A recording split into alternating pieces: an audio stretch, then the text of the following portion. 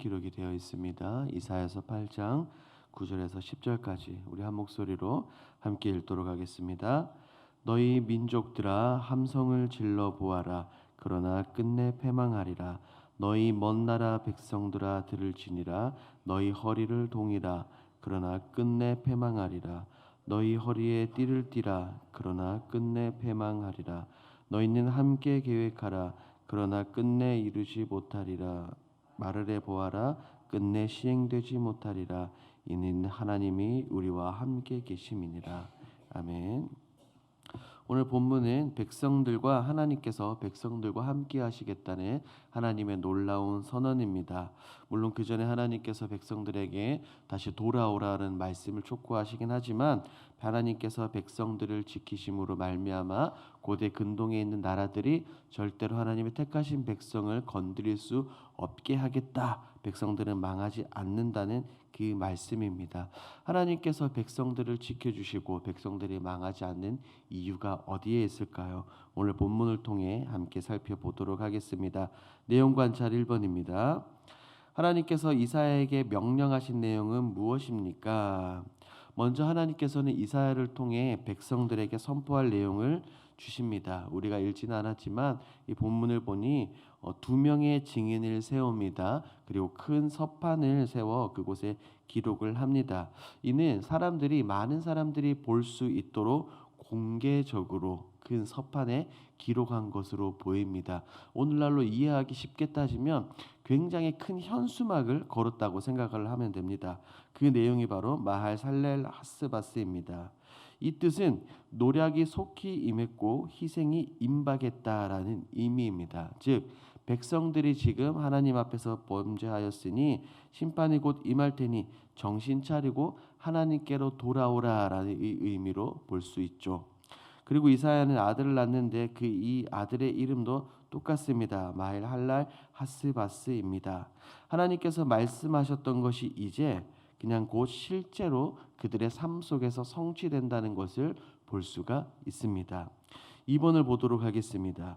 이사야를 통해 이방 민족에게 선포된 내용은 무엇입니까? 백성들은 하나님으로부터 곧 그들이 망한다는 계시를 받았습니다. 이후 하나님께서는 이사야를 통해 이방 민족들에게 또 다른 명령을 선포하심을 볼 수 있습니다. 그것이 바로 우리가 함께 읽은 9절과 10절이죠. 우리 다시 한 번 더 9절과 10절을 함께 읽도록 하겠습니다. 시작. 너희 민족들아 함성을 질러 보아라. 그러나 끝내 패망하리라. 너희 먼 나라 백성들아 들을지니라. 너희 허리를 동이라. 그러나 끝내 패망하리라. 너희 허리에 띠를 띠라. 그러나 끝내 패망하리라. 너희는 함께 계획하라. 그러나 끝내 이루지 못하리라. 말을 해 보아라. 끝내 시행되지 못하리라. 이는 하나님이 우리와 함께 계심이니라.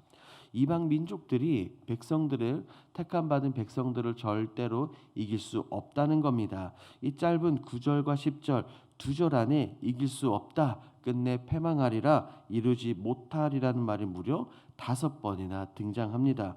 아무리 고대 근동에서 이제 패권을 장악하던 아수르나 다른 나라들이라 하더라도 하나님의 택함 받은 이 백성을 절대로 건드릴 수 없다는 하나님의 선언입니다. 하나님께서는 당신의 백성을 끝까지 지키시고 보호한다는 것을 우리는 이 9절과 10절 말씀을 통해서 알 수가 있습니다. 여기에서 연구와 묵상으로 가보겠습니다. 하나님께서는 왜 이사야가 낳은 자녀의 이름을 통해 예언하십니까? 하나님은 큰 서판에 기록된 말씀을 이사야의 자녀의 이름을 통해 그대로 드러내시는 것을 볼 수가 있죠. 이전에 2명의 증인을 세워서 이 말씀을 선포했습니다. 마헬, 살랄, 하스바스를 선포했지만 백성들은 정확한 뜻을 이해할 수가 없었습니다. 하지만 이사야가 아들을 낳자 하나님께서는 그 의미를 해석해 주셨습니다. 즉 모호하게 남아있던 서판의 의미, 하나님의 계시가 정확하게 밝혀지게 된 것입니다. 하나님의 뜻은 확고합니다. 백성들이 돌아오지 않으면 하나님으로부터 심판을 당한다는 의미입니다. 그리고 4절 말씀을 한번 볼까요? 4절 말씀을 우리가 함께 읽도록 하겠습니다. 이는 이 아이가 내 아빠, 내 엄마라고 부를 줄 알기 전에 다메섹의 제물과 사마리아의 노략물이 아수르 왕 앞에 옮겨질 것임이라 하시니라. 쉽게 이야기하면 이 4절은 태어난 아이가 아빠, 엄마라고 부르기 이전에 다메섹의 제물과 사마리아의 노략물이 아수르의 왕 앞으로 옮겨진다고 이야기를 합니다. 이것은 망한다는 것은 의미죠. 다메섹과 사마리아의 멸망이 곧 임박했다. 곧 닥쳐온다라는 이 말씀이고 그것이 그대로 이루어진다는 하나님의 선언입니다. 여기서 4번 느낀 점으로 가보도록 하겠습니다. 마헬살랄 하스바스의 징조를 주시며 유다와 함께 하시는 하나님을 뵈며 무엇을 느낍니까? 저는 이 말씀을 보며 두 가지를 생각해 보았습니다. 첫 번째, 하나님의 말씀은 그대로 실현된다는 것입니다. 하나님은 우리가 알고 있듯이 공의의 하나님이시고 사랑의 하나님이십니다.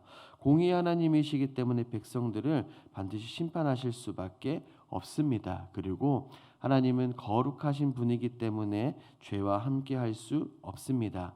이런 하나님께서 말씀하신 이 선언은 반드시 이루어집니다. 그렇기 때문에 하나님께서 말씀하실 때 우리에게도 동일합니다. 하나님께서 말씀하실 때 우리는 말씀을 붙들고 회개하고 하나님께 돌아가야 되는 줄 믿습니다.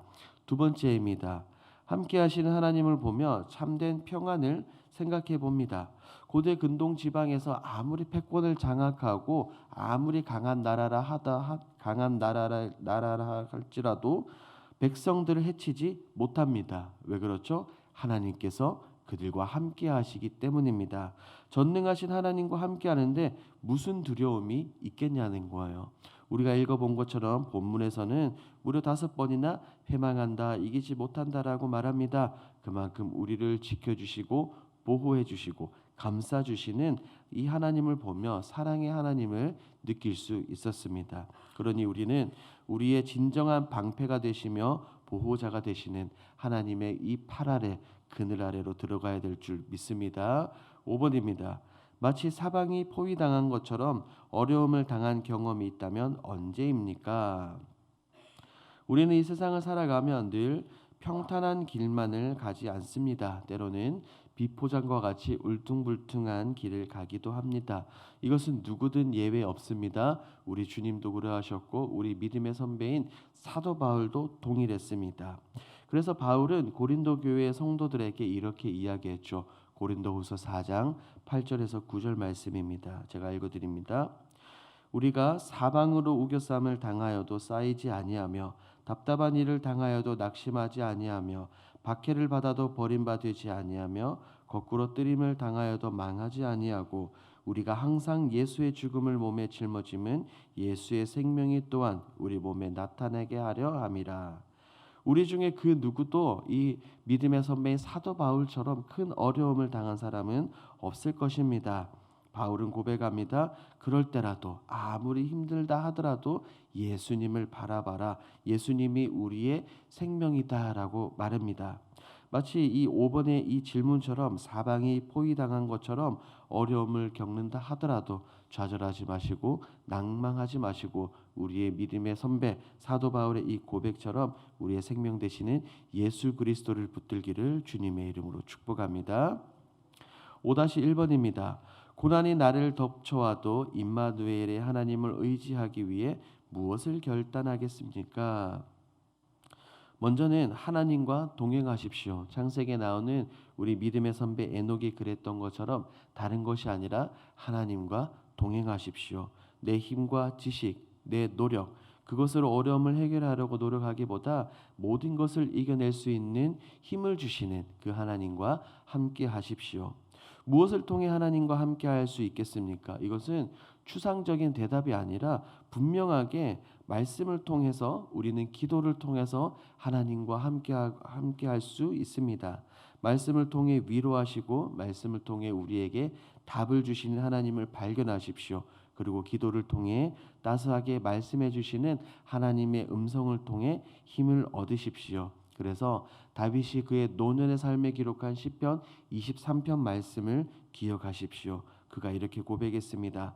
내가 사망의 음침한 골짜기로 다닐지라도 해를 두려워하지 않을 것은 주께서 나와 함께 하심이라. 주의 지팡이와 막대기가 나를 안위하시나이다. 다윗은 늘 그는 고백했습니다. 하나님과 동행하는 삶을 살았다라고 말입니다. 그것이 바로 성경이 말하는 성령 충만한 삶입니다. 이렇게 주님과 함께할 때 모든 어려움과 두려움이 사라집니다. 말씀이 육신이 되어 오신 예수님, 함께하시는 임마누엘의 하나님을 의지하시고 따르시는 저와 여러분들이 되길 주님의 이름으로 축복합니다. 기도하겠습니다.